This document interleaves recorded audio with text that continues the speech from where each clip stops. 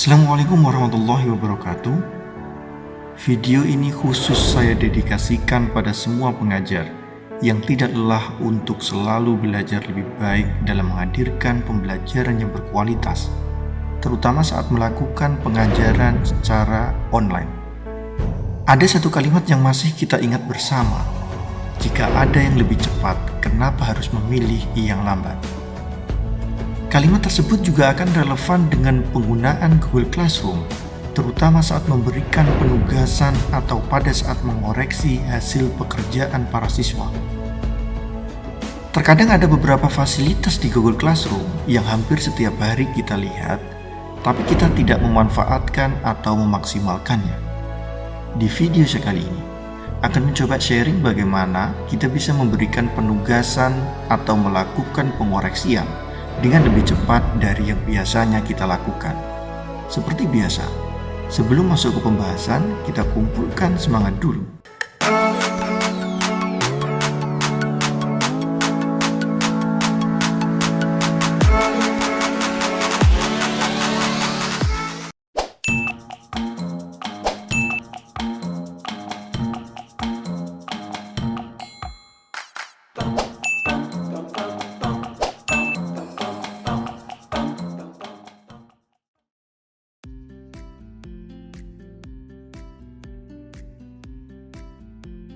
Yang pertama, share penugasan ke banyak kelas.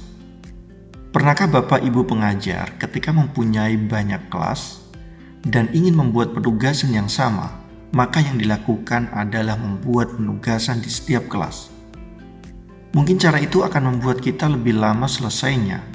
Bayangkan saja, kalau kita mempunyai banyak sekali kelas, butuh berapa jam untuk menyelesaikan penugasan yang sama antar kelas satu dengan kelas yang lain.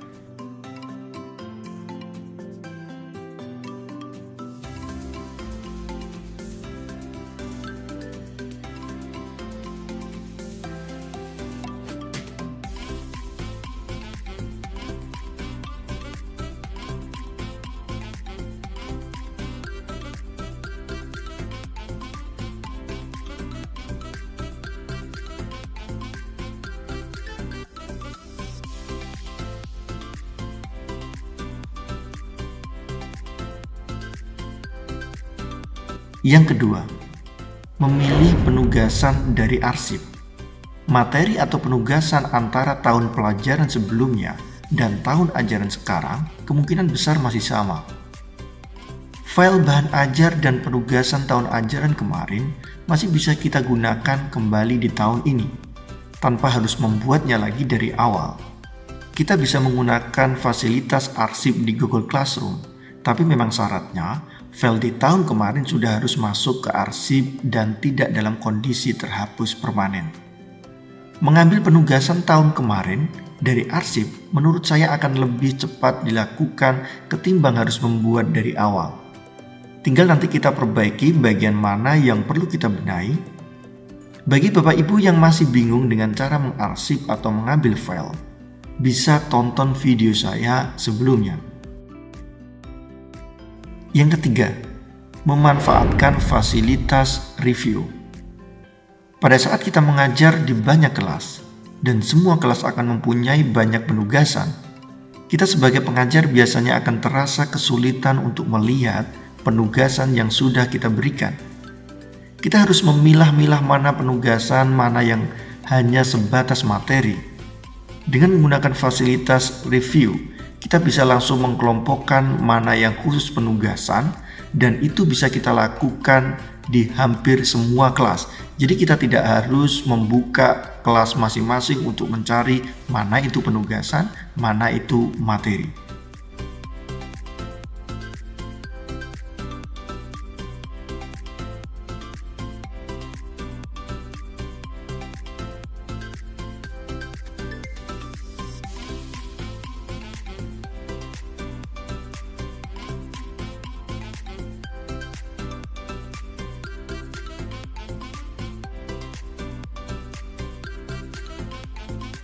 Yang keempat, gunakan fasilitas save comment.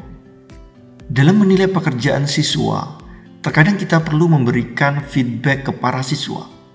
Tidak hanya memberikan nilai, tapi bisa juga ditambahi sebuah apresiasi dengan sebuah ucapan.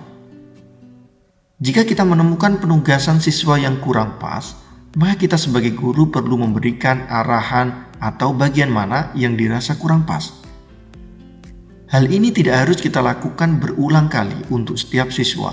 Pesan-pesan yang akan kita kirimkan bisa kita save dan bisa kita gunakan lagi ke siswa yang lain.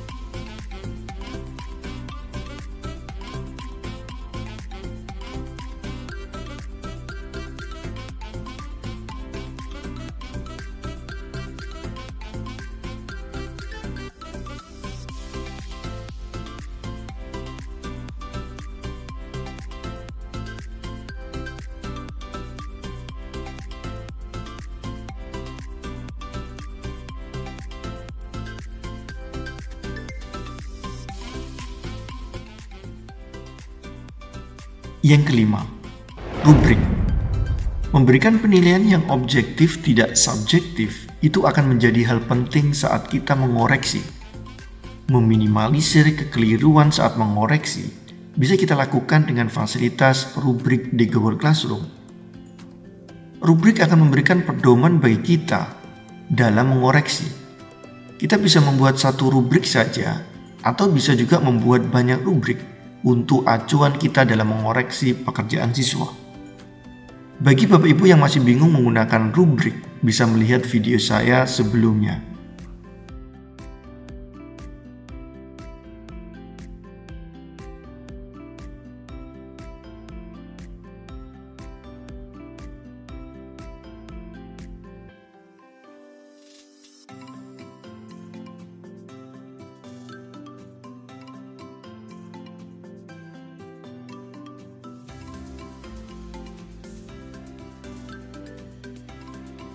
Demikian sharing yang bisa saya sampaikan, semoga bermanfaat bagi Bapak Ibu guru. Terima kasih. Assalamualaikum warahmatullahi wabarakatuh.